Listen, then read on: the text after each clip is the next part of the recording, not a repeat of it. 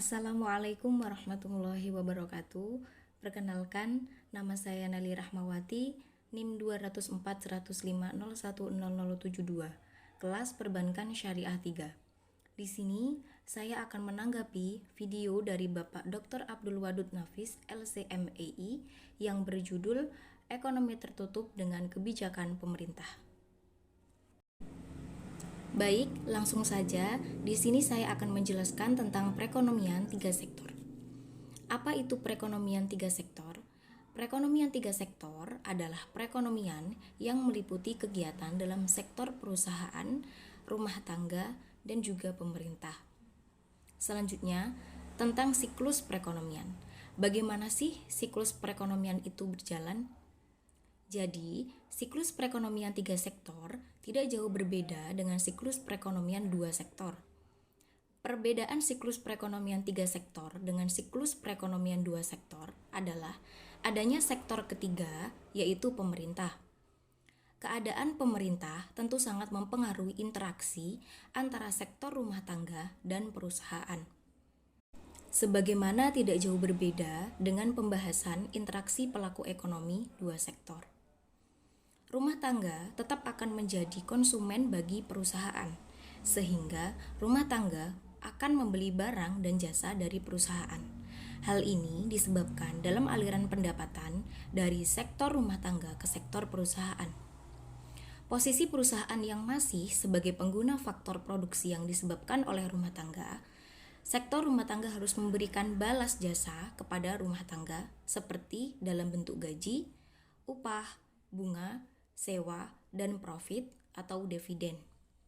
Sehingga terjadi aliran pendapatan dari sektor perusahaan kepada sektor rumah tangga. Keberadaan peran pemerintah dalam perekonomian tiga sektor menjadikan interaksi antara perilaku ekonomi menjadi lebih banyak. Setidaknya ada 4 garis arah interaksi antara pelaku ekonomi yang terjadi hanya dengan penambahan sektor pemerintah. Pendapatan pemerintah berasal dari pajak. Aliran pendapatan berasal dari sektor rumah tangga pada sektor pemerintah. Hal ini merupakan pajak yang dibayar oleh rumah tangga. Sedangkan juga terjadi aliran pendapatan dari sektor perusahaan kepada sektor pemerintah. Hal ini berasal dari pajak yang dibayarkan oleh perusahaan. Pengeluaran pemerintah adalah pengeluaran yang diperuntukkan bagi rumah tangga, terlihat pada interaksi sektor pemerintah dengan sektor rumah tangga. Sebagaimana dapat merupakan pembayaran atas faktor produksi atau subsidi. Untuk menyelenggarakan pemerintah, tentu dibutuhkan tenaga kerja yang berasal dari sektor rumah tangga, sehingga pemerintah harus membayar gaji atau upah tenaga kerja. Pemerintah juga kadang harus melakukan pinjaman dana kepada sektor rumah tangga, misalnya dalam surat hutang pemerintah, sehingga ada bunga yang harus dibayar pemerintah kepada sektor rumah tangga. Pengelolaan pemerintah kepada sektor rumah tangga dapat juga berupa transfer atau subsidi seperti contoh bantuan langsung tunai. Pengeluaran pemerintah kepada sektor perusahaan dapat terjadi karena pemerintah membutuhkan barang atau jasa yang disediakan oleh sektor perusahaan dalam menjalankan pemerintah sehari-hari, misalnya kertas, printer, dan lain-lain. Kebutuhan-kebutuhan akan barang-barang tersebut tidak mungkin disediakan sendiri oleh pemerintah. Sektor perusahaanlah yang mampu memproduksi barang-barang tersebut, sehingga pemerintah harus membeli barang-barang tersebut. Selanjutnya, di sini saya akan membahas tentang adanya campur tangan pemerintah akan menimbulkan dua perubahan penting. Dua perubahan penting yang pertama adalah pemungutan pajak dilakukan pemerintah akan mengurangi pengeluaran agregat melalui pengurangan atas konsumsi rumah tangga. Dan yang kedua, pajak memungkinkan pemerintah melakukan pembelanjaan dan ini akan menaikkan pembelanjaan agregat. Kedua aliran atau pengeluaran ini akan mengubah pola aliran pendapatan dalam perekonomian. Dalam ekonomi tiga sektor, belum terdapat kegiatan ekspor dan impor. Oleh sebab itu, ekonomi tiga sektor dinamakan juga ekonomi tertutup. Selanjutnya, di sini saya akan membahas tentang aliran pendapatan. Aliran pendapatan ini adanya campur tangan pemerintah yang akan menimbulkan 3 jenis aliran baru dalam siklus aliran pendapatan. 3 jenis aliran yang baru itu adalah yang pertama, pembayaran pajak oleh rumah tangga dan perusahaan kepada pemerintah. Pembayaran pajak tersebut menimbulkan pendapatan kepada pihak pemerintah yang merupakan sumber pendapatan pemerintah yang paling utama. Yang kedua, pengeluaran dari sektor pemerintah kepada sektor perusahaan. Aliran ini mampu menggambarkan nilai pengeluaran pemerintah ke atas barang-barang dan jasa yang diproduksi oleh sektor perusahaan.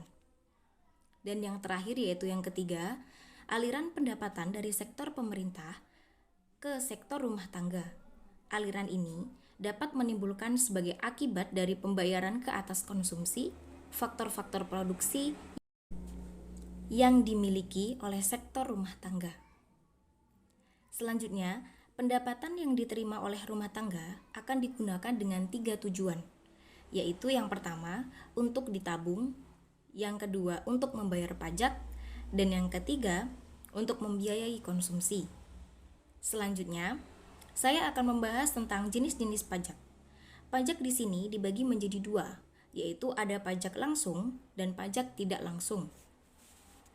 Pajak langsung adalah jenis pungutan pemerintah yang secara langsung dikumpulkan dari pihak yang wajib membayar pajak atau pajak yang secara langsung dipungut atau dikumpulkan dari orang yang berkewajiban membayar pajak. Jadi, pajak langsung ini tidak bisa dibebankan kepada orang lain.